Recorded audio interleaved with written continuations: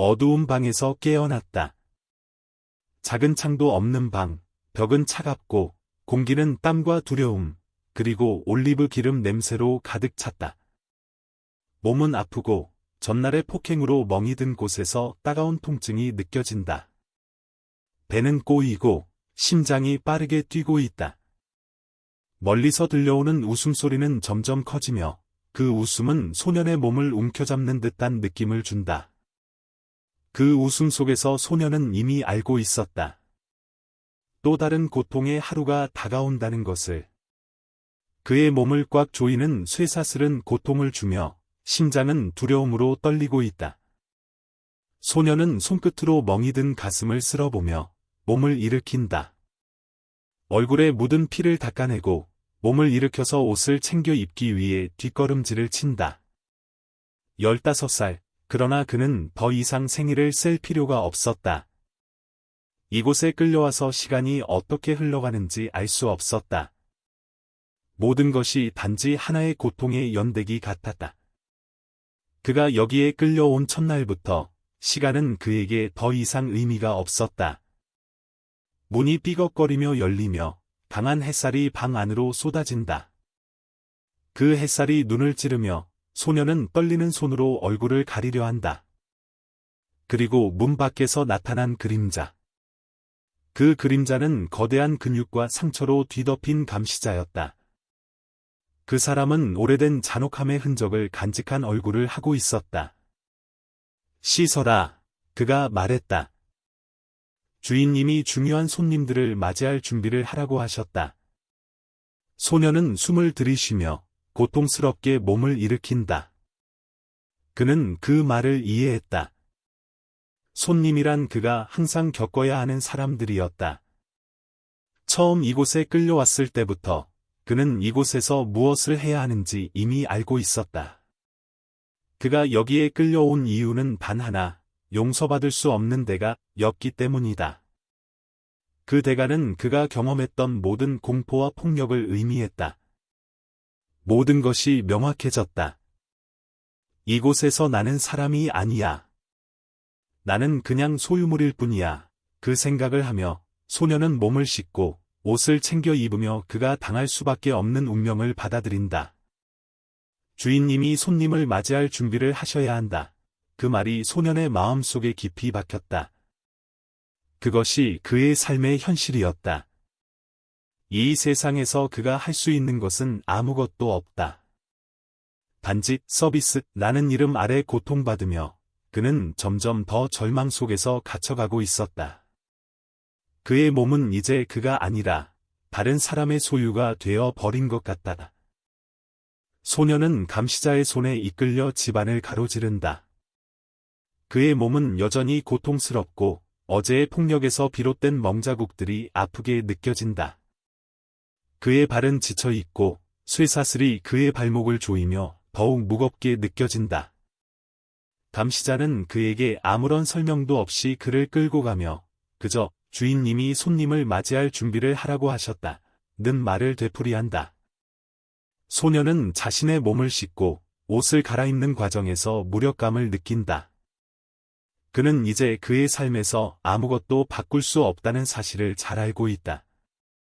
그는 더 이상 자신이 살아있는 존재가 아니라 그저 사람의 형체를 한 물건일 뿐이라는 것을 느낀다. 그가 더 이상 이 세상에서 할 수 있는 일이 없다는 것, 그저 끌려다니며 살아갈 수밖에 없다는 것, 그는 자신을 잃어버린 것처럼 느껴졌다. 옷을 입으며 그는 거울을 보았다. 비참하게도 그의 모습은 점점 더 다른 사람처럼 보였다. 상처와 피로 얼룩진 얼굴, 그리고 그 얼굴 속에서 사라져가는 희망의 흔적들. 눈이 흐릿하고 입술은 달콤한 희망을 잃은 듯 얇게 다물어져 있었다. 손님들이 오실 때까지 준비하라. 감시자의 목소리가 그의 생각을 끊었다. 그의 눈은 차갑고 무정하게 소년을 내려다보며 말했다. 너는 이제부터 그들을 즐겁게 할 역할이란다. 소년은 그 말을 듣고 입술을 깨물었다.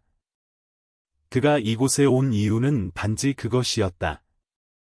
이곳에 오기 전에 그가 알고 있었던 세상은 이제 사라졌다. 그의 몸과 정신은 모두 서비스라는 단어 속에 갇혔고 그 속에서 그는 자신을 잃어갔다. 그 모든 고통과 부끄러움 속에서 소녀는 이제 단 한 가지를 알았다. 그가 할 수 있는 일은 오직 서부일 뿐이었다. 그가 할 수 있는 일이라곤 손님들이 요구하는 것에 맞추어 행동하는 것밖에 없었다. 즐겁게 하라는 명령이 그의 머릿속에서 메아리 쳤다. 손님들의 웃음소리가 그의 귀에 울려 퍼지고 그 웃음 속에서 소녀는 그들의 시선에 시달리며 자꾸만 움츠러들었다. 이곳에서 그는 자신의 존재를 잃어버린 사람, 그냥 그들의 기쁨을 위한 존재로 전락해버렸다. 손님들이 오기 전 소녀는 잠시 자신의 모습을 다시 한번 생각해보았다. 그의 어린 시절, 고향 마을에서 가족들과 함께 살던 그 시절. 이 모든 것이 꿈처럼 멀어져 가고 있었다. 그는 자신이 누구였는지, 무엇을 원했는지를 다시 한번 되돌아보았다. 그러나 그 모든 생각은 빠르게 사라지고 그는 다시 현실로 돌아왔다. 이곳에서 그는 더 이상 과거를 생각할 시간이 없었다. 그저 무기력하게 주어진 역할을 수행할 뿐이었다. 준비됐느냐? 감시자의 차가운 목소리가 그를 깨웠다. 소녀는 고개를 끄덕이며 자신을 다시금 무력하게 끌려가며 손님들을 맞이할 준비를 했다.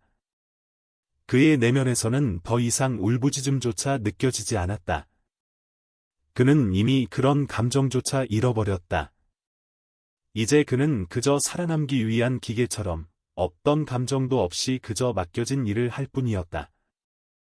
그러나 그 작은 희망의 조각은 여전히 그의 마음속에서 조금씩, 그러나 확실하게 사라지고 있었다. 소녀는 감시자에게 이끌려가면서 그의 지난 날들을 떠올렸다. 그는 자신이 어떻게 이 자리에 왔는지 그 원인들을 하나하나 되짚어 보았다. 어릴 적 그의 가족은 평화롭게 살았다. 작은 마을에서 따뜻한 햇볕 아래 모든 것이 괜찮아 보였었다. 부모님은 서로 사랑했고 그들의 삶은 부족하긴 했지만 적어도 행복해 보였다. 소년의 기억 속에서 그 시절은 고요하고 평화로웠다. 하지만 그 평화는 짧았다. 어느 해, 무서운 가뭄이 덮쳤다. 비는 오지 않고 그 해의 수확물은 모두 말라버렸다. 올리브 나무들은 이제 더 이상 열매를 맺지 않았다. 논밭은 황폐해졌고 가난한 농부들이 의지하던 우물마저 마르고 있었다. 그의 가족은 더 이상 삶을 이어갈 수 없었다. 부모님은 마을 사람들과 함께 서로의 고통을 나누며 살았지만 상황은 점점 더 나빠졌다. 이렇게는 안 돼. 소녀는 기억을 되살리며 그 말을 떠올렸다. 그의 아버지는 무거운 마음으로 가족을 먹여 살리기 위해 빚을 갚기 시작했다. 그러나 빚은 점점 더 늘어났고 결국 그의 아버지는 그들과 거래하기 시작했다. 무슨 일이 일어나고 있었는지 소녀는 이해하지 못했다. 그러나 부모님은 그를 팔기로 결심했다. 그것이 그들에게 남은 유일한 선택이었다.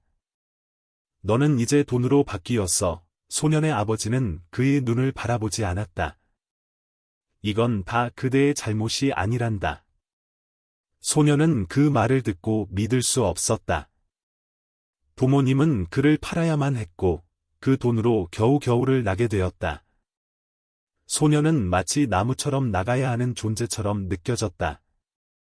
그때 소년의 아버지는 그를 팔고 나서 한 번도 그의 눈을 마주보지 않았다. 가슴이 아팠다.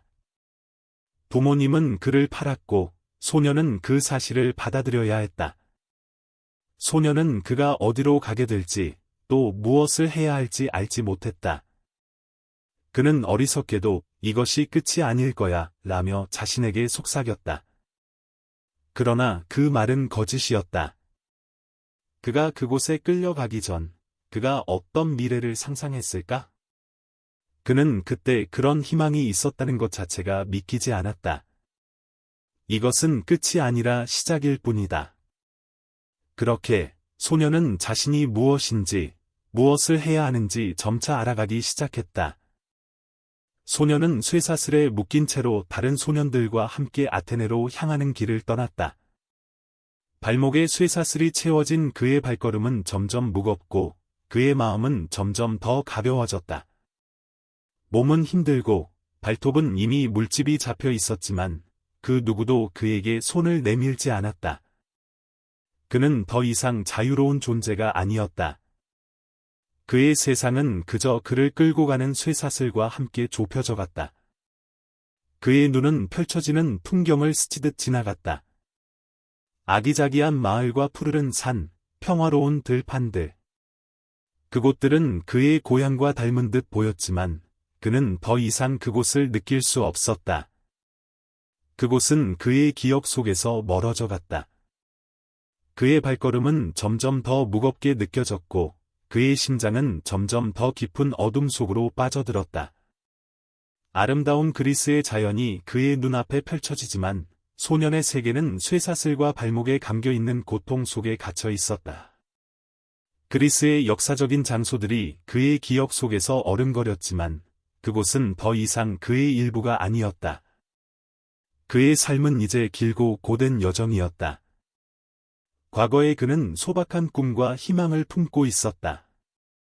그러나 그 소망은 먼 별처럼 멀어지고 있었다. 그는 이 여행을 통해 무엇을 잃었는지 느꼈다. 소녀는 이제 철저히 무력한 존재가 되었다. 그가 알고 있던 세상은 더 이상 존재하지 않았다. 무엇을 할 수 있는지, 무엇을 바라야 하는지 그는 더 이상 알지 못했다. 그에게 남은 것은 그저 고통뿐이었다. 그가 이제 끌려가는 곳은 단 하나, 끝없이 이어지는 연대의 끝이었다. 밤이 되면 그들은 서로 묶인 채로 잔디밭에 누워야 했다. 그리고 또 다른 새벽이 찾아오면 그들은 다시 길을 떠났다. 소녀는 자신을 묶고 있는 쇠사슬을 느끼며 이 모든 것이 꿈처럼 흐릿하게 스쳐 지나갔다.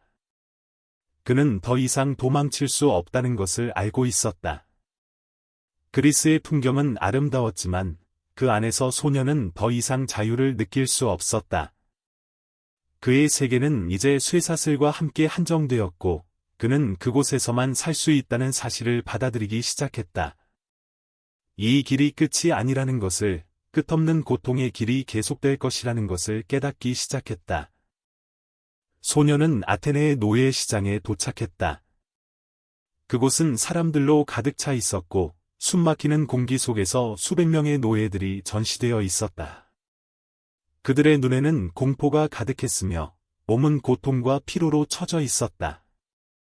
소녀는 다른 노예들과 함께 줄을 서서 대기하였고 그의 몸은 여러 명의 구매자들에게 철저히 평가받았다. 그들은 그를 바라보며 마치 가축을 평가하는 것처럼 그의 나이와 건강 상태를 살폈다. 이 소녀는 나이가 적당하고 힘이 좋아, 한 구매자가 말했다. 그의 몸은 꽤 좋군. 농장에서 일하기에 딱 적합할 것 같다. 소녀는 그들이 평가하는 방식에 혼란스러웠다. 그의 몸은 이제 더 이상 그가 자랑스럽게 여길 수 있는 것이 아니었다. 그 몸은 이제 값이 매겨지고 거래되는 물건일 뿐이었다. 그의 마음 속에서 커다란 충격이 밀려왔다. 그는 더 이상 자신을 사람이 아닌 그저 물건처럼 취급받고 있다는 사실을 알게 되었다. 그에게 남은 것은 단지 가격표처럼 붙여진 가치일 뿐이었다. 이 소녀는 조금 더 비싼 가격이네. 하지만 아주 훌륭한 선택일 거야. 또 다른 구매자가 말했다.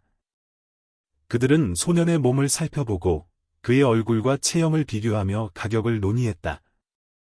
그들은 소년을 물건처럼 다루며 그의 미래를 결정하고 있었다. 소년은 아무것도 할 수 없었다. 그는 그들이 그를 어떻게 평가하는지, 무엇을 원하고 있는지 전혀 이해할 수 없었다. 그저 차갑고 무감각하게 그들의 대화를 들을 뿐이었다. 이 소녀는 주거지에서 일할 수 있을 만큼 예쁘다. 집안에서 일할 용도가 적합하다. 한 남자가 소년을 가리키며 말했다. 이제 가격을 정하자. 소년은 그들이 그를 물건처럼 다루는 동안 자신의 존재가 점점 사라져 가는 것을 느꼈다. 이곳에서 그는 더 이상 살아있는 존재가 아니었다. 그는 이제 다른 사람들의 쾌락을 위한 물건, 그들이 원하는 대로 부려지는 도구가 되었다. 그는 아무리 버티고 싶어도 이 세계에서 벗어날 수 없었다. 그의 몸은 이곳에서 더 이상 자유를 의미하지 않았고, 그저 그들에게 필요한 것만을 제공하는 도구로만 존재했다. 내일 바로 계약서에 서명해라. 그러면 바로 계약이 끝난다. 구매자는 소년을 내려다보며 차갑게 말했다. 이제부터 너는 내 것이니까. 그 말에 소년은 아무 대답도 하지 않았다. 그는 그저 고개를 숙이고 그들의 말을 듣고 있을 뿐이었다. 이곳에서 그는 누구도 아닌 그저 또 하나의 물건이었다. 소년은 드디어 라이센더라는 부유한 상인에게 팔렸다. 라이센더는 부유한 가문 출신으로 그의 집은 마치 궁전처럼 웅장하고 화려했다. 소년은 처음 그 집에 들어섰을 때 그곳의 호화로움에 압도당했다. 대리석으로 된 기둥들이 서 있고 벽은 고급스러운 모자이크로 장식되어 있었다.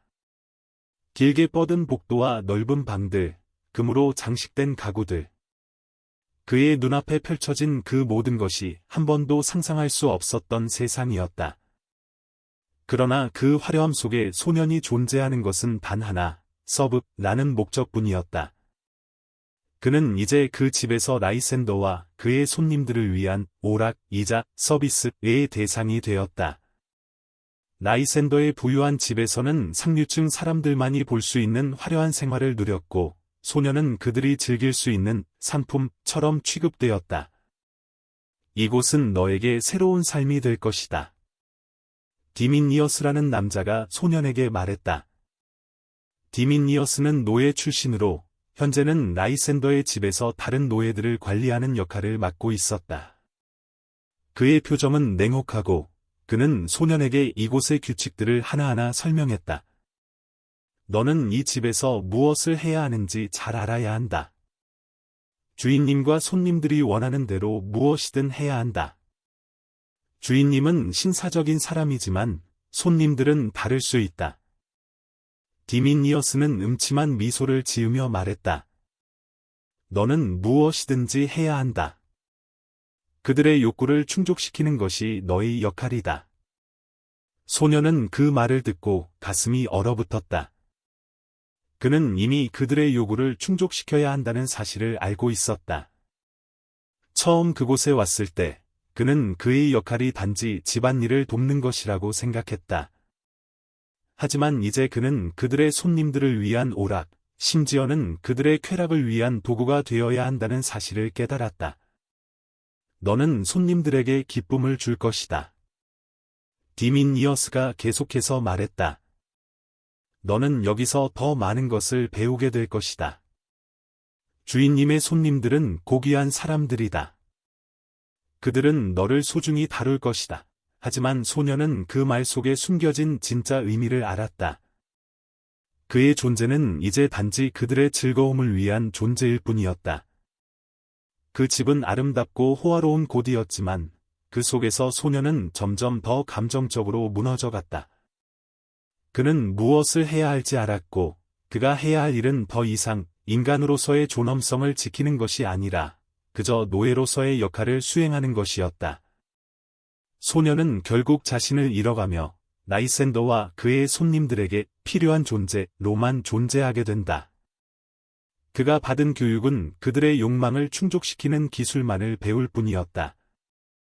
이 집에서 그의 역할은 점점 더 잔인한 현실로 다가왔다. 그의 삶은 더 이상 그가 꿈꿨던 미래와는 완전히 다른 방향으로 흘러가고 있었다. 이제 그에게 남은 것은 그저 다른 사람들의 고통을 덜어주는 존재로서 자신의 존재를 잃어가는 일뿐이었다. 소년은 첫 번째 심포지엄에 참석하게 되었다. 라이센더와 그의 손님들이 모여 고대 그리스에서 지식과 철학을 논의하는 자리였다. 그는 그 자리에 서서 손님들이 그를 바라보는 시선 속에서 숨을 죽였다. 주인과 손님들이 앉은 소파 주위에서 그들은 와인잔을 들고 그들의 토론을 이어갔다. 이 자리는 처음에는 지적이고 우아하게 보였지만 소녀는 점차 그 자리가 어떻게 변할지를 알고 있었다. 손님들이 서로 철학적인 논의를 나누고 문학에 대한 깊은 이야기들을 이어갈 때 소녀는 조용히 와인을 따르며 그들의 말을 들었다. 그리스 철학자들이 말한 도덕과 정의, 인간의 본성에 대한 깊은 고찰들은 그에게도 흥미롭게 들렸다. 그러나 그들은 철학을 논의하며 인간의 고귀함을 이야기했지만 그들의 행동은 전혀 다른 모습이었다. 이 아이는 그리스의 전통을 잘 따르는군. 꽤 매력적이야. 손님 중 하나가 말했다. 그의 말에 소녀는 머리가 띵해지는 느낌을 받았다. 그들은 그의 몸을 물건처럼 평가하고 있었다. 그가 무엇을 해야 하는지, 무엇을 받아들여야 하는지를 이미 알고 있었기 때문에 소녀는 그들의 논의가 점차 더 추악해지는 것을 예감했다. 심포지엄이 진행됨에 따라 손님들의 요구는 점차 더 변질되었다.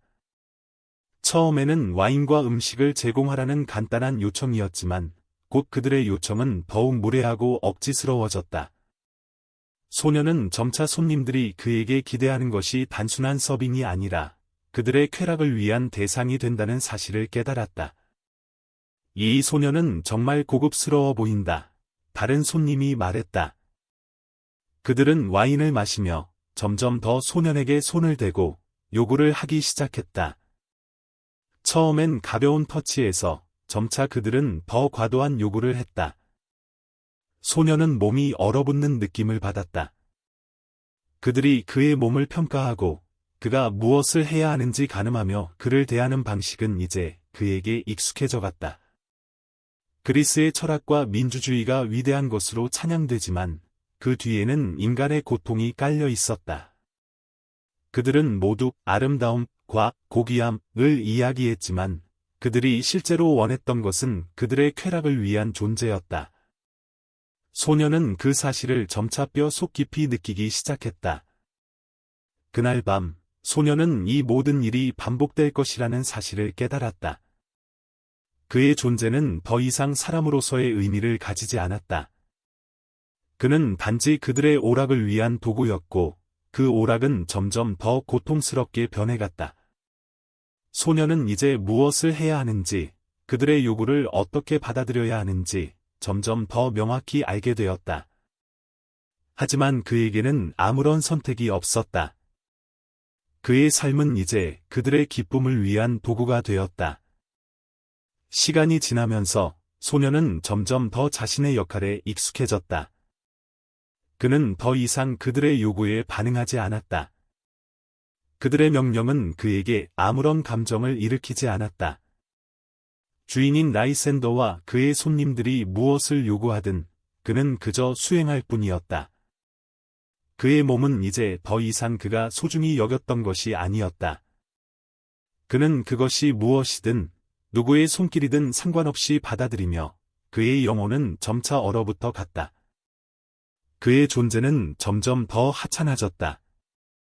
그는 손님들의 즐거움을 위한 도구가 되어가며 점차 자신의 인간성을 잃어갔다.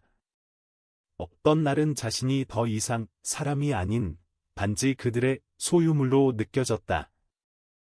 그런 생각이 들 때마다 소녀는 자신을 버리게 되는 느낌을 받았다. 그리고 그 버려짐은 더 이상 두렵지 않았다. 그는 이제 그런 고통을 겪는 것이 당연한 일이 되어버린 것 같다.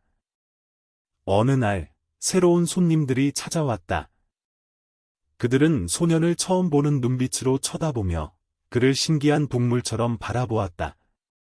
소년은 그들의 시선이 얼마나 차갑고 비인간적인지 느낄 수 있었다.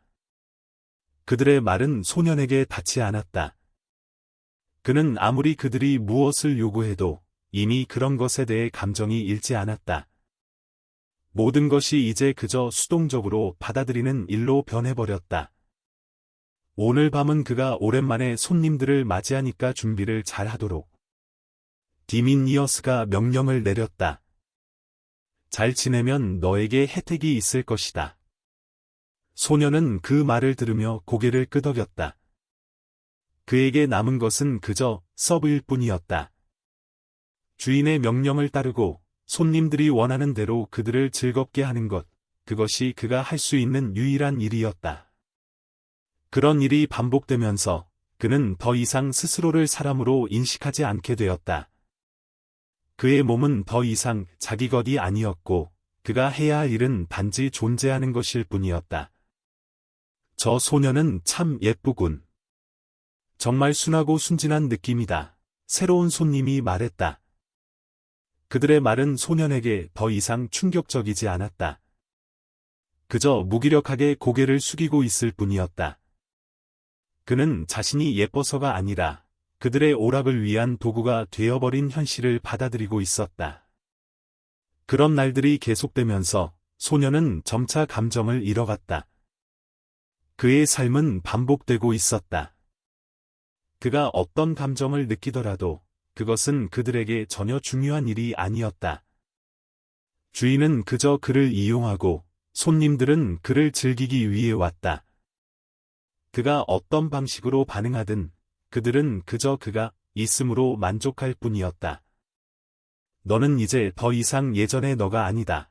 그는 자신에게 말을 건넸다. 여기서는 아무것도 할 수 없어. 그저 그들의 명령에 따를 뿐이다. 이제 그에게 남은 것은 단 하나, 그들의 요구를 만족시키는 것. 그는 점차 더 이상 자신을 사람으로 여길 수 없었다.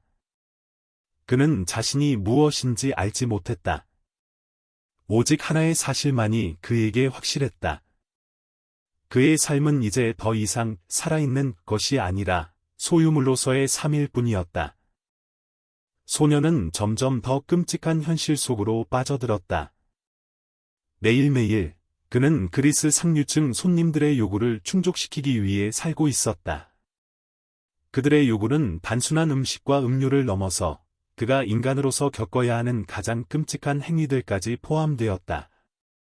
그는 그들의 오락을 위해 존재했고 그들은 그를 마치 살아있는 장난감처럼 다루었다. 그 밤 손님들은 술에 취한 상태에서 소년을 불러냈다. 너 오늘 특별히 무엇을 할 수 있겠느냐? 한 손님이 웃으며 말했다. 그들은 소년을 무리지어 다가가게 만들었고 소년은 두려움과 고통 속에서 그들의 시선 아래서 서 있었다. 그들의 눈은 매서웠고 그에게 주어진 일들은 더 이상 명령이 아니라 파괴적 요구가 되어버렸다. 소년은 점차 그들이 원하는 대로 자신을 변형시키며 살아가야 했다. 그가 처음 이곳에 왔을 때의 희망은 이제 사라졌고 그는 이제 자신을 도구로서만 인식하고 있었다. 그들이 무엇을 요구하든 그는 거부할 수 없었다. 거부는 곧 극심한 고통을 의미했기 때문이었다. 그 고통은 몸을 찢어놓을 만큼 잔인했고 소녀는 자신이 감당할 수 없는 고통 속에서 점점 더 자신을 잃어갔다. 너는 내일도 여기에 있어야 한다. 디미니어스가 그의 옆에서 차갑게 말했다. 너의 존재는 이제 그들이 원하는 대로만 변할 수 있다. 그들이 원하는 모든 것을 주어야 한다. 그 말 속에서 소녀는 더 이상 자신의 인간성을 찾을 수 없었다. 그는 단지 그들의 요구를 충족시키는 존재일 뿐이었다.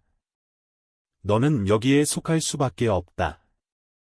너는 이제 이곳의 일부야. 디미니어스의 말이 그의 귀에 메아리 쳤다. 소녀는 그것을 받아들이기 시작했다. 그 말은 그가 이제 이곳에서 벗어날 수 없음을, 그리고 자신이 더 이상 사람이 아니라는 사실을 상기시켰다. 그가 점차 그들의 요구에 익숙해져 갈 때, 그의 내면은 갈수록 어두워졌다. 소녀는 자주 다른 소년들이 자신처럼 당하는 모습을 보았다. 그들의 눈빛은 희망을 잃었고, 그들 역시 감정 없이 그저 주어진 일을 하는 모습이었다. 그들은 더 이상 사람이 아니었다. 그들은 그저 그리스 상류층의 요구에 맞춰지는 기계들 같았다. 그렇지만 소녀는 때때로 그들에게 저항할 수 있는 작은 순간들을 꿈꾸었다. 그 순간들 속에서 그는 다시 한번 자신이 인간이었다는 것을 기억할 수 있었다. 그러나 그 꿈은 빨리 깨졌고 그가 할 수 있는 것은 고통을 받는 것뿐이었다. 너는 단지 존재하는 것에 그쳐야 한다. 손님들은 소년에게 요구를 하며 그의 인격을 무너뜨리기 시작했다. 그들은 그가 느끼는 고통에 대해서는 관심이 없었다. 그들의 즐거움만을 추구했고 그가 무엇을 느끼든 그들은 그것에 신경 쓰지 않았다. 소년은 점차적으로 전멸하는 희망의 불씨를 지우며 살아가야 했다. 그는 이제 살아있는 것과 죽어있는 것의 경계를 알지 못했다. 그가 느끼는 고통은 이미 너무 깊어서 그 어떤 희망도 더 이상 그에게 닿지 않았다. 그는 이제 인간의 존엄을 잃고 그저 물건으로 살아가는 것 같다. 소년은 점점 더 자신의 삶에서 자유의 가능성을 잃어갔다. 그는 이제 주어진 일에 대해 반응하지도 감정을 느끼지도 않았다. 그의 몸은 피로와 고통으로 가득 차 있었지만 그의 마음은 더 이상 그것에 대해 반응하지 않았다. 매일 반복되는 일상 속에서 소년은 결국 스스로를 존재하지 않는 것처럼 느끼기 시작했다. 그는 이제 그들의 요구를 충족시키는 도구일 뿐 그 이상의 존재가 아니었다. 그러나 그 깊은 절망 속에서도 소년의 마음 속에는 작은 희망의 불씨가 남아 있었다. 그는 그 불씨가 언제 꺼질지 알지 못했다. 그러나 그 불씨는 여전히 그를 지탱하고 있었다. 그는 이 세상이 끝없는 고통 속에만 존재하는 것은 아니라고 믿고 싶었다. 설령 그것이 불가능한 꿈일지라도 그는 그 꿈을 붙잡고 있었다. 그들은 나를 그냥 쓸모있는 물건으로 취급하고 있어. 소년은 가끔 그가 경험한 모든 고통을 곱씹으며 생각했다. 그러나 그 생각도 점차 흐려졌다. 매일같이 다른 사람들의 요구를 충족시키기 위해 일하는 동안 그의 마음은 점점 더 기계적으로 변해갔다. 그 어떤 감정도, 욕망도, 희망도 더 이상 그를 사로잡지 않았다. 자유는 내게 허락되지 않아. 그는 이제 그런 생각을 더 이상 부정하지 않았다.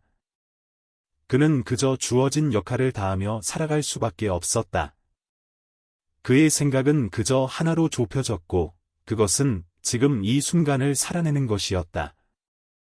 과거의 소년은 어디에도 없었고 그는 이제 자신의 존재를 잃어가는 중이었다. 어느 날 나이센더의 손님 중 한 명이 그를 불러냈다.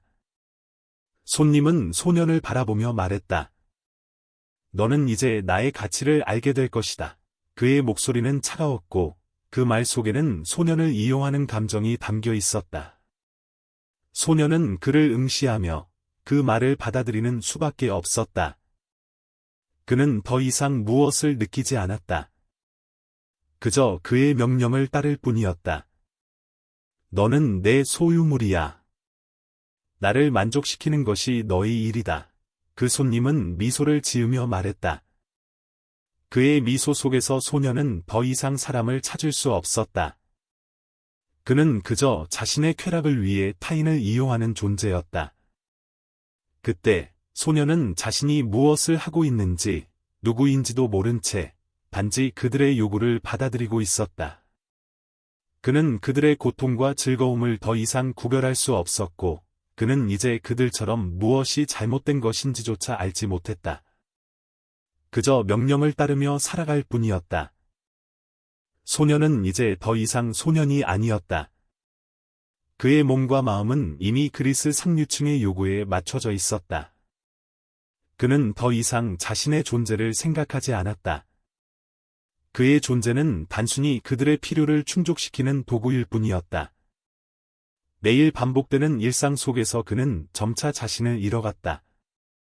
희망도, 저항도 이제 그에게는 존재하지 않았다. 그는 그저 명령을 따르고 그들의 오락을 위해 존재하는 기계처럼 움직였다. 그러던 어느 날, 새로운 노예가 집에 들어왔다. 그는 아직 젊고, 눈에는 희망의 빛이 있었다. 그가 들어올 때, 소년은 순간적으로 그를 바라보았다. 그리고 그 순간, 소녀는 자신이 처음 이곳에 들어왔을 때의 모습을 떠올렸다. 그때 그는 여전히 꿈을 가지고 있었고 자유와 희망을 간직하고 있었다. 그러나 이제 그가 느끼는 것은 고통뿐이었다. 그 소녀는 아직 그가 잃어버린 것들에 대해 알지 못했다. 그의 눈에는 여전히 희망이 담겨 있었고 그는 무엇이든 할 수 있을 거라 믿고 있었다. 그 모습을 보고 소녀는 잠시 자신의 과거를 떠올렸다. 그는 그때 자신이 무엇을 꿈꾸었는지, 무엇을 잃었는지 다시금 깨닫기 시작했다. 그는 그 소년에게 말을 건넸다. 여기서는 살아가는 것 자체가 중요한 게 아니야. 중요한 건 그들의 요구를 만족시키는 거야. 아무리 고통스러워도 그들의 요구를 따라야 해. 소년은 그 말을 하면서 자신이 얼마나 변했는지, 그리고 그동안 얼마나 많은 것들을 잃었는지를 느꼈다. 새로운 소년은 그 말을 듣고 머뭇거리며 물었다. 그럼 우리는 언제쯤 벗어날 수 있을까요? 그의 눈에는 여전히 희망이 담겨 있었다. 하지만 소년은 그 질문에 대답할 수 없었다. 그는 이제 더 이상 그런 희망을 가질 수 없었다. 그가 할 수 있는 일은 그저 그들을 위해 존재하는 것뿐이었다.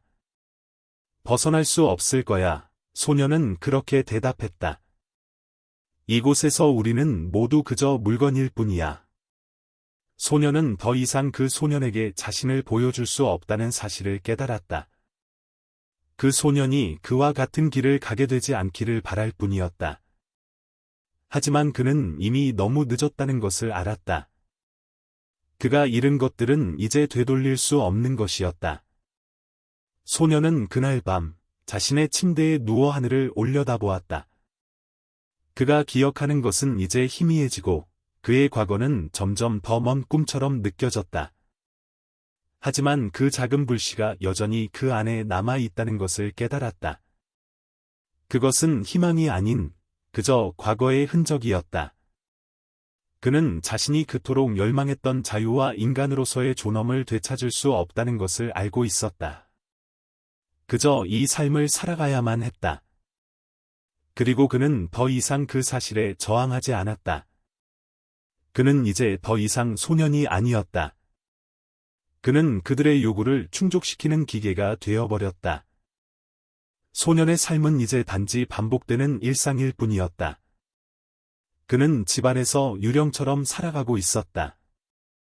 주인이나 손님들에게는 보이지 않는 존재처럼 그는 그저 그들의 요구를 수행하고 아무런 생각 없이 움직였다.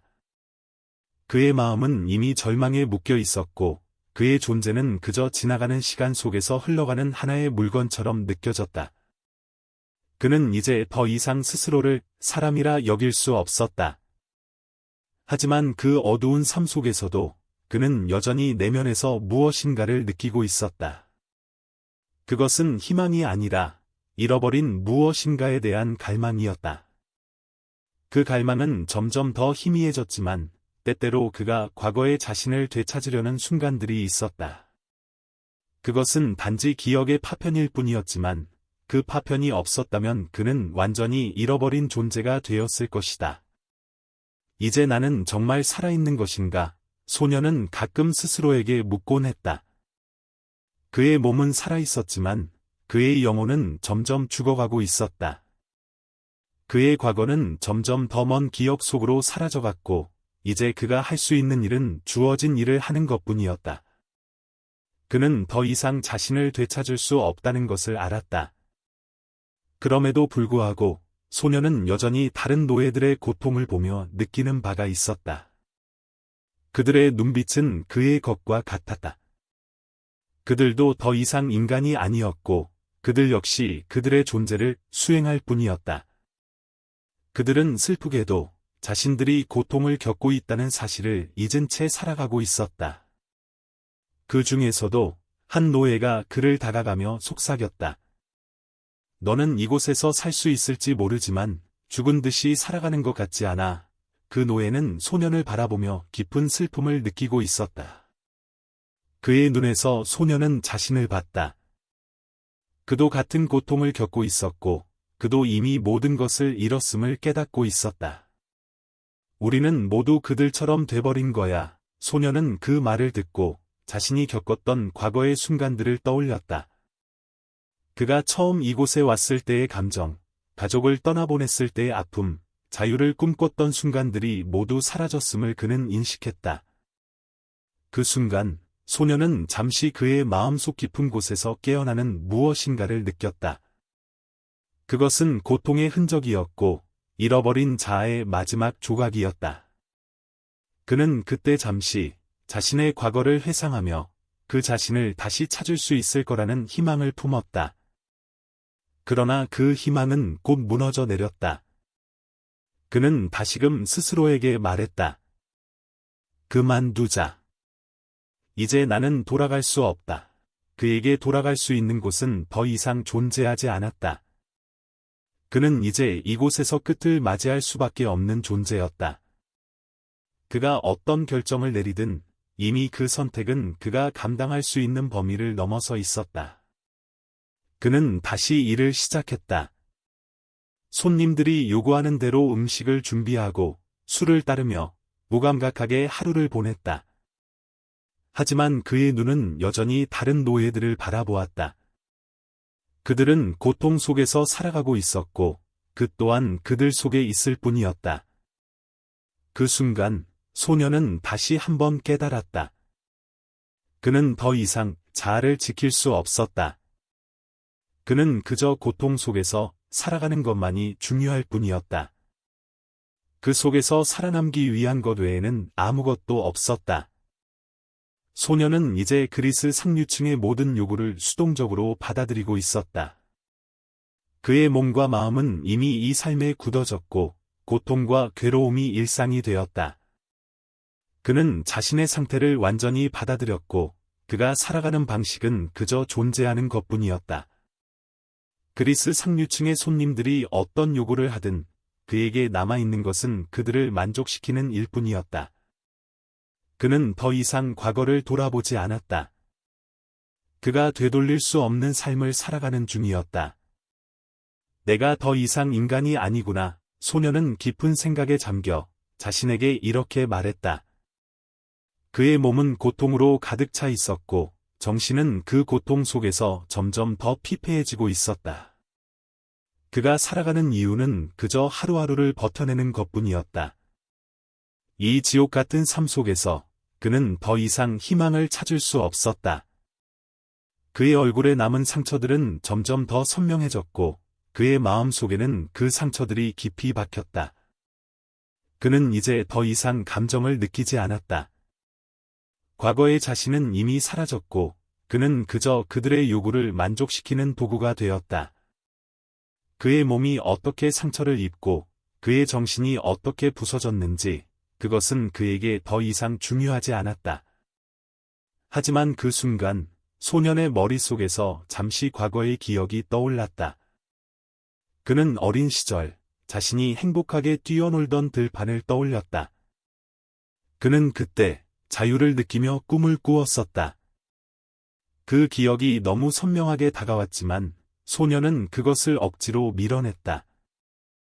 그건 이미 지나간 일이다. 나는 이제 그런 걸 그리워할 수 없다. 그는 그렇게 스스로에게 말을 했다. 소녀는 자신이 더 이상 희망을 가질 수 없다는 사실을 완전히 받아들였다. 그는 고통 속에서 죽어가는 것처럼 살고 있었고 그 누구도 그를 구할 수 없었다. 그는 이미 자신이 구속된 존재라는 사실을 알고 있었다.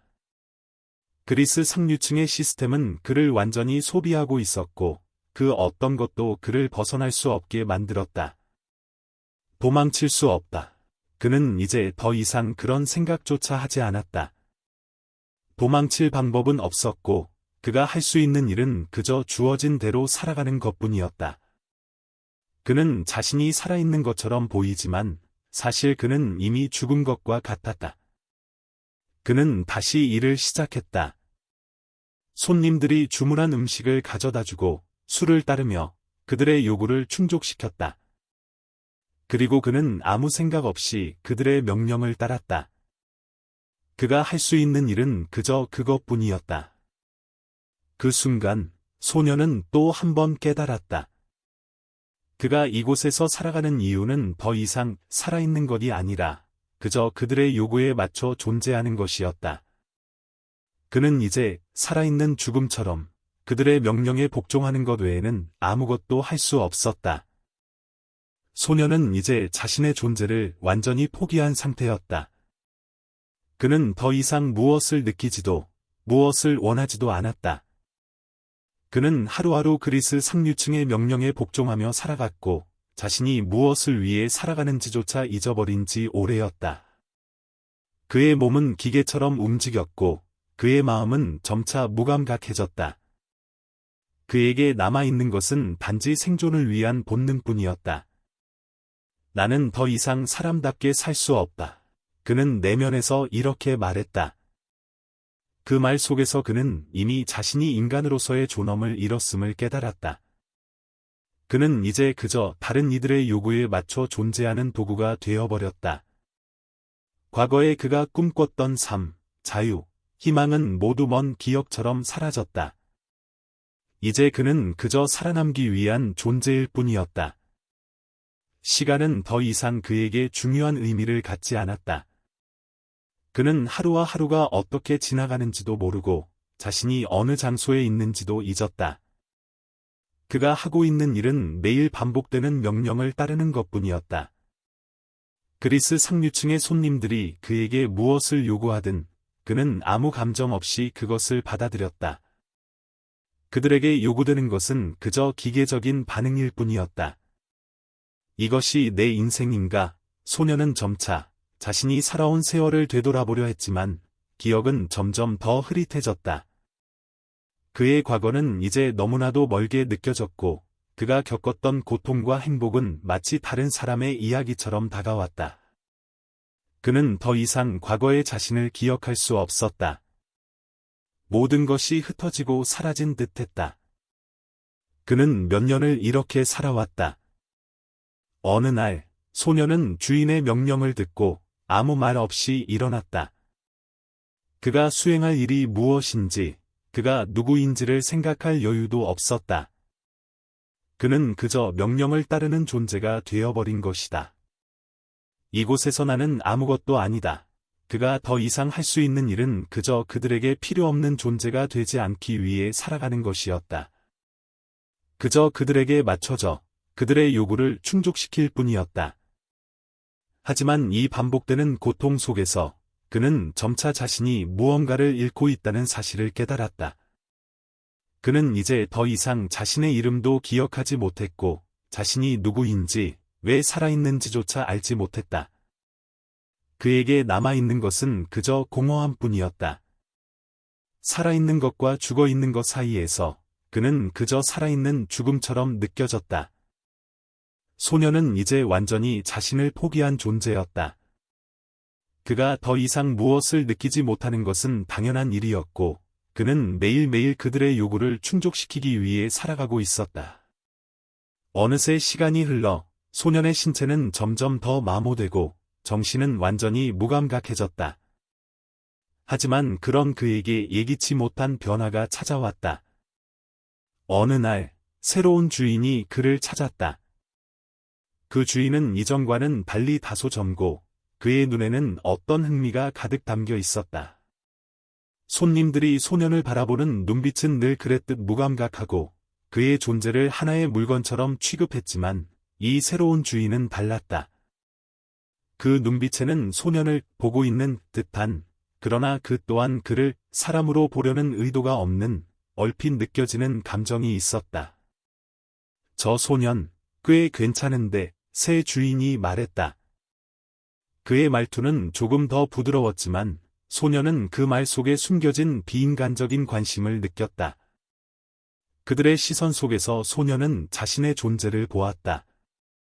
비로소 누군가가 그를 사람처럼 보고 있다는 생각이 들었고 그 순간 소녀는 마치 자신이 살아있는 사람인 것처럼 느꼈다.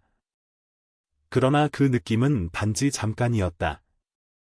그는 금세 다시 현실을 받아들였다. 이것도 결국 내가 원하는 것은 아니다. 소녀는 마음속으로 생각했다. 그가 어떤 식으로 반응하든 결국 자유는 그에게 오지 않을 것이었다. 그가 겪는 것은 단지 또 다른 형태의 고통일 뿐이었다. 주인은 그를 보고 흥미를 느끼고 있었지만 그 주인의 요구 또한 그를 더 깊은 절망으로 밀어넣을 뿐이었다. 너는 이제 내게 속했다. 새 주인은 그에게 손짓을 하며 말했다. 그 말 속에서 소녀는 더 이상 희망을 찾을 수 없었다. 그가 사람으로서 존중받을 수 있는 기회는 그저 착각에 지나지 않았다. 그 순간 소녀는 결국 자신이 그저 상류층의 욕망을 채우기 위한 도구에 불과하다는 사실을 다시 한번 깨닫게 되었다. 그는 과거에 꿈꿨던 자유를 상상했지만 그것은 허상일 뿐이었다. 자유는 없었다. 소녀는 다시금 그 사실을 되새겼다. 나에게 남은 것은 단지 이 고통뿐이었다. 이제 그는 다시 한번 자신의 내면에서 희망을 찾으려 했지만 그 희망은 너무나도 작은 불씨에 불과했다. 그 불씨는 점점 더 멀어져 갔고 그는 그것을 붙잡을 힘조차 없었다.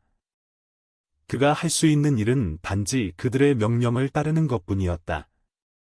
내가 원하는 것은 자유였지만 그것은 내가 가질 수 없는 것이었다. 그는 깊은 한숨을 내쉬며 말했다. 이제 그는 더 이상 과거의 자신을 생각하지 않았다. 그가 할 수 있는 일은 오직 매일매일 주어진 일을 살아내는 것뿐이었다. 소녀는 이제 자신이 어디에 있는지, 왜 살아가고 있는지에 대해 깊이 깨닫기 시작했다. 그는 이제 이 지옥 같은 삶을 완전히 받아들였다. 새 주인의 눈빛에서 느껴지는 흥미는 그에게 잠시나마 희망을 안겨줬지만 그것은 결국 그에게 아무런 의미가 없었다. 그가 느끼는 고통은 단순한 육체적인 고통을 넘어 마음속 깊은 곳에서부터 우러나오는 절망이었다. 그들은 나를 고통 속에 빠뜨리기 위해 나를 구매한 것이다. 소녀는 그날 다시금 생각했다. 새 주인은 그를 사기 위해 수많은 사람들을 거쳐 결국 그를 선택했다. 그가 어떤 목적으로 자신을 선택했든 그가 할 수 있는 것은 오직 그의 명령을 따르는 것뿐이었다. 그가 아무리 저항해도 결국 결과는 똑같았다. 그는 이 세상에서 아무것도 아닌 존재로 살아가야만 했다. 하지만 그 순간 소녀는 갑자기 떠오른 한 장면을 떠올렸다. 그것은 또 다른 노예가 이 집에 들어왔을 때였다. 그 노예는 소년보다 나이가 어린 소년이었다. 그 소년은 두려움과 불안 속에서 이 집에 발을 들였고 그 눈빛에는 어쩔 수 없는 절망이 담겨 있었다. 소년은 그 소년을 잠시 바라보며 그에게서 과거의 자신을 느꼈다. 그 소년은 아직 모든 것에 대해 잘 모르고 있었고 희망을 품고 있었다. 하지만 그 소년도 결국 자신이 겪을 고통을 이해하게 될 것이다. 그 순간 소년은 그 소년에게 묻고 싶었다. 너는 지금 이 고통을 이해할 수 있을까? 하지만 그는 그 소년에게 어떤 말도 할 수 없었다. 그는 이제 다른 누구도 구할 수 없었다. 그저 자신의 존재를 지키는 것이 전부였다. 그의 삶은 그 누구와도 연결될 수 없었다. 그는 고통 속에서 혼자서 살아가야만 했다. 여기에서 우리는 모두 그저 하나의 물건일 뿐이다. 소녀는 마음속 깊은 곳에서 다시 한번 생각했다. 그의 말은 더 이상 누구에게도 들리지 않았고 그는 스스로에게 더 이상 질문을 던지지 않게 되었다. 고통과 절망은 그를 지배했고 그는 그 속에서 그냥 존재하는 것만으로도 힘겹게 살아가고 있었다. 시간은 흘러갔고 소년의 몸과 마음은 점점 더 무뎌졌다. 그는 더 이상 사람으로서의 정체성을 찾을 수 없었다. 모든 것이 점차적으로 그에게 무의미해졌다. 그는 자신이 무엇을 해야 할지도 몰랐고 무엇을 원하고 있는지도 알 수 없었다. 그저 무기력하게 살아갈 뿐이었다. 그는 이제 이 고통에서 벗어날 방법을 찾을 수 없다는 것을 깨달았다. 그 어떤 노력도 그를 구할 수 없었고 그는 이곳에서 끝을 맞이할 수밖에 없었다. 그는 모든 것을 잃었고 이제 더 이상 어떤 희망도 없다. 나는 이제 자유를 찾을 수 없다. 소녀는 마지막으로 그 말을 내뱉으며 자신의 삶에 대한 깊은 절망을 느꼈다. 그는 이제 그리스 상류층의 요구에 맞춰 살아가는 물건일 뿐이었다. 소녀는 이제 더 이상 인간으로서의 존재감을 느끼지 못했다. 그는 그리스 상류층의 명령에 따라 살아가는 기계처럼 움직였고, 그의 마음과 몸은 점차 지쳐갔다. 매일 반복되는 고통 속에서 그는 점점 더 무기력해졌고, 주어진 명령에 복종하는 것 외에는 아무것도 할 수 없다는 사실을 받아들였다. 그가 살고 있는 것은 삶이 아니라 단지 생존일 뿐이었다. 그러던 중, 새로운 주인이 소년을 찾았다. 이번 주인은 이전의 주인보다 더 강압적이고, 더 잔인했다. 그가 내린 명령은 소년에게 점점 더 무리한 일들로 가득 차 있었다. 매일같이 주어진 일을 할 때마다 소년은 자신이 점점 더 인간으로서의 자아를 잃어간다는 사실을 느꼈다. 그는 이제 더 이상 자아라는 개념을 이해할 수 없었다. 이제 나는 기계처럼 되어버렸어. 소년은 종종 이런 생각을 했다. 그는 매일 일을 하면서 그의 존재가 그저 도구로서의 의미만을 갖고 있다는 걸 자각했다. 그는 더 이상 자신의 감정이나 생각을 구분할 수 없었다. 그저 명령에 따라 움직일 뿐이었다. 그러던 어느 날, 그가 매우 힘들게 일을 마친 후 새로운 주인이 다가왔다. 그의 얼굴은 차가웠고 그 눈빛 속에서는 소년을 무자비하게 다루겠다는 결심이 느껴졌다. 그 주인은 소년에게 손짓하며 말했다. 너는 이제 나의 명령을 따를 준비가 되어 있겠지? 더 이상 거부할 여지 따위는 없다. 소년은 그 말을 듣고 다시 한번 깊은 절망을 느꼈다. 그가 더 이상 저항할 힘도 용기도 없다는 사실을 알았다. 그는 이제 완전히 무력해졌고 자신의 운명에 대해 더 이상 싸울 이유도 찾지 못했다. 하지만 그 순간 소년은 예상치 못한 감정을 느꼈다. 그것은 아주 잠깐이었지만 그의 마음 속에서 아주 작은 불씨가 타오른 것 같다. 그는 그 불씨를 억지로 무시하려 했지만 그것이 그를 괴롭혔다. 그 불씨는 바로 저항이었다. 저항이라니 이제 그는 그것을 시도할 수 없는 상태에 놓였지만 그 불씨는 소년에게 미미하지만 강력한 흔적을 남겼다. 이제 내가 할 수 있는 일은 없다. 그는 스스로에게 말했다. 그러나 그 불씨는 여전히 존재했다. 그는 그 작은 희망을 무시하고 싶었지만 그것이 그의 존재의 마지막 부분인 것처럼 느껴졌다. 그는 이미 너무 많이 잃었고 더 이상 그것을 되찾을 방법도 없다는 것을 알고 있었다. 하지만 그럼에도 불구하고 그 작은 불씨는 그의 영혼 속에서 미묘하게 타올랐다. 소년은 다시 깊은 숨을 내쉬며 말했다. 어차피 나는 벗어날 수 없지만 이 작은 불씨라도 살려두고 싶다. 그는 그 불씨가 그에게 무엇을 의미하는지 알지 못했다. 그러나 그 불씨는 이제 그의 삶에서 가장 중요한 부분이 되어버렸다. 그 순간 소년은 자신의 인생에서 마지막으로 선택할 수 있는 것이 무엇인지 깨달았다. 그것은 그가 자유를 선택하는 것이 아니라 존엄을 지키는 일이었다. 그는 이제 더 이상 과거의 자신을 바라볼 수 없었지만 그 작은 불씨 덕분에 그는 스스로를 잃지 않으려 애썼다. 소년의 내면에서 뭔가 달라졌다. 그는 더 이상 무기력하게 명령을 따르기만 하지 않았다. 이제 그는 그들의 요구에 맞서려고 했다. 물론 그것은 여전히 작은 저항이었다. 하지만 그 작은 행동 하나가 그의 삶에 어떤 의미를 가질지 모른다고 믿었다. 소년은 자신이 이 지옥 같은 곳에서 계속 살아가야 한다는 사실을 알면서도 그가 할 수 있는 것들은 여전히 존재한다고 생각했다. 그의 내면에서 끓어오르는 감정은 그의 삶에서 단순히 존재하는 것을 넘어서는 의미를 부여했다. 매일 같은 일상 속에서 새로운 주인의 요구는 점점 더 심해졌다. 그 주인은 소년에게 요구하는 것들을 더 강하게 밀어붙였다. 소녀는 점점 더 많은 일을 해야 했고, 그가 할 수 있는 일은 그저 몸과 마음을 다쳐가며 명령을 수행하는 것뿐이었다. 그러나 그 모든 것에도 불구하고 소녀는 작은 불씨 하나를 지키려 애썼다. 그것이 그의 유일한 희망처럼 느껴졌기 때문이었다. 어느 날, 주인이 소년에게 새로운 명령을 내렸다. 오늘은 너가 손님을 맞이할 차례다. 제대로 하지 않으면 결과가 어떻게 될지 알지? 주인은 말을 하며 소년의 눈을 응시했다. 그 눈빛은 단호했다. 그가 소년을 어떻게 대할지 이미 정해져 있었고, 소년은 그에 맞춰야 했다. 하지만 소년은 이번만큼은 다른 반응을 보였다. 그는 잠시 눈을 감고 깊게 숨을 들이켰다. 저항해봐야 소용없겠지. 그는 마음속으로 그렇게 생각했다. 그러나 그저 순응하는 것이 아니라 마음속에서 미약한 저항의 불씨를 살리려 했다. 알겠습니다, 주인님, 소녀는 그렇게 대답했다. 그 대답 속에는 고통과 절망, 그리고 자신에 대한 증오가 담겨 있었다.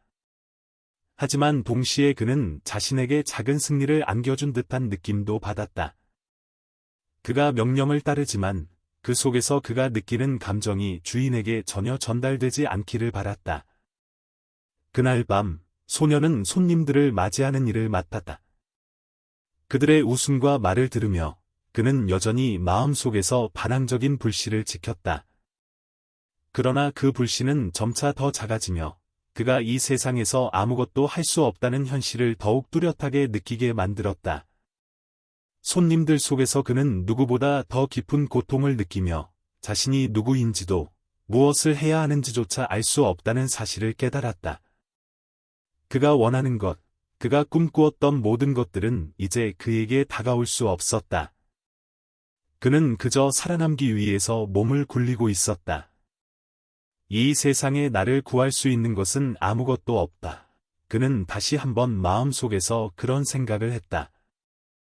그러나 그 생각 속에서 그에게는 여전히 어떤 작은 희망이 남아 있었다. 희망은 비록 희미하고 불완전한 것일지라도 그에게는 그것이 유일한 버팀목이었다. 손님들이 떠난 후 소녀는 한동안 아무 말도 없이 자신만의 공간에 앉아 있었다. 그의 눈은 텅 비어 있었고 그는 이제 더 이상 어떤 감정도 느끼지 못했다. 그가 느낀 것은 단지 무감각한 삶의 반복이었다. 하지만 그럼에도 불구하고 그는 여전히 작은 불씨를 지키며 내면에서 그것이 꺼지지 않기를 바랐다. 소녀는 이제 자신의 삶이 고통과 복종의 끝없는 순환 속에 있다는 것을 온전히 깨달았다.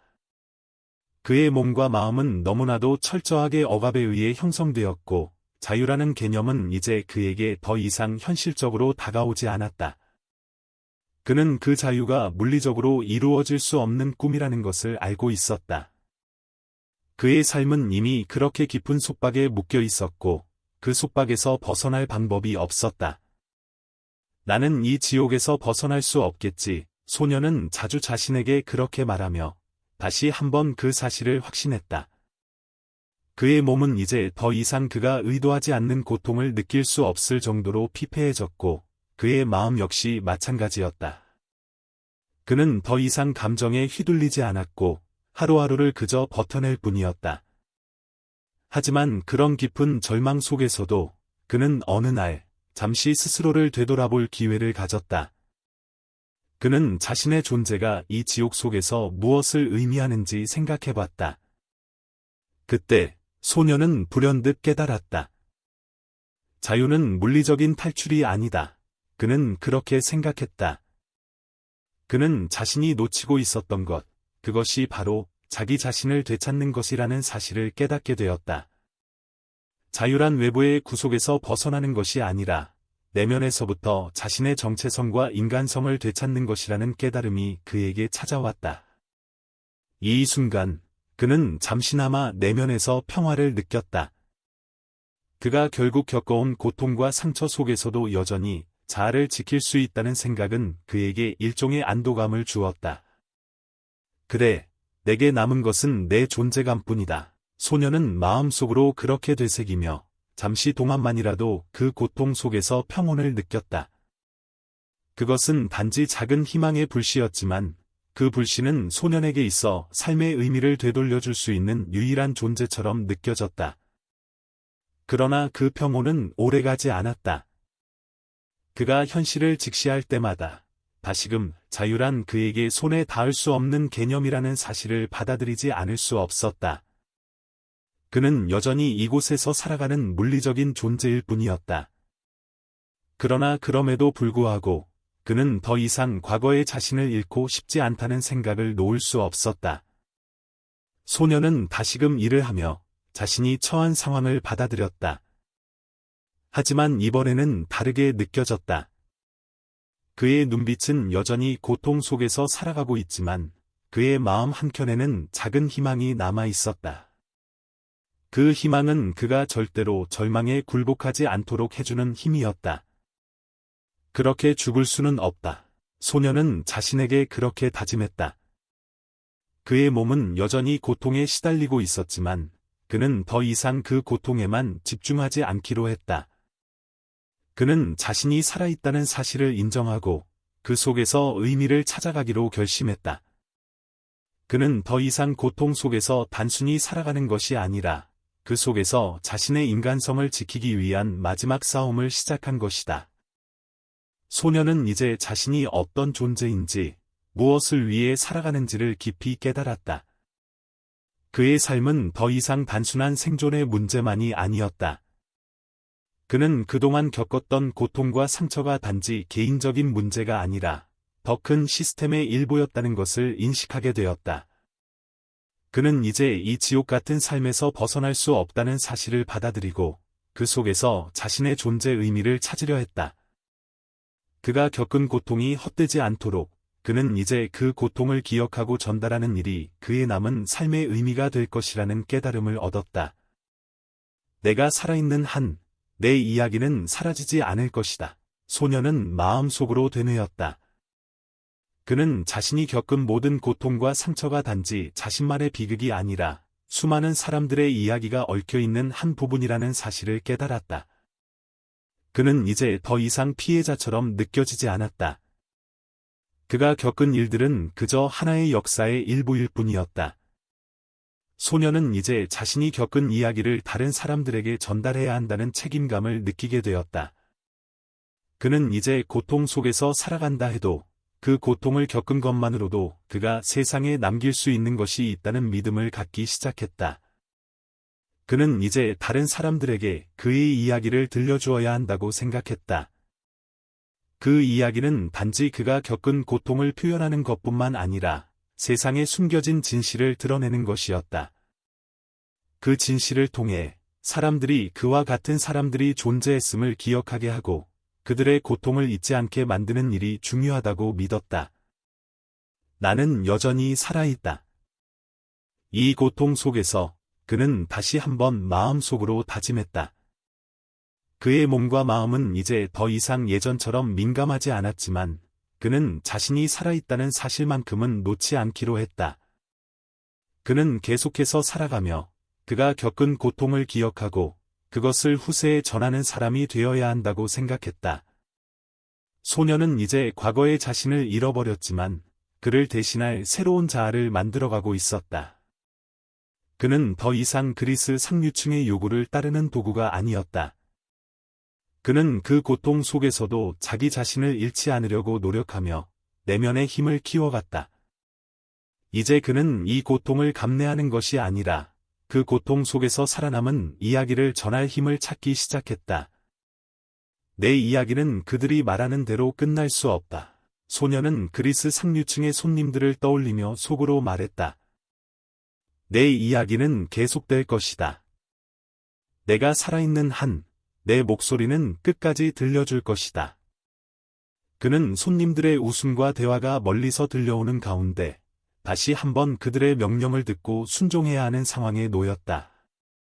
그러나 그는 그 명령을 따르면서도 이제 그 속에서 자신의 목소리, 그의 이야기를 놓치지 않기로 결심했다. 그는 그들 속에서 살아남고 있었고 그 고통 속에서라도 의미를 찾고 있었다. 소녀는 더 이상 그들을 위한 도구가 아니라 그의 이야기 속에서 희망을 찾은 사람이었다.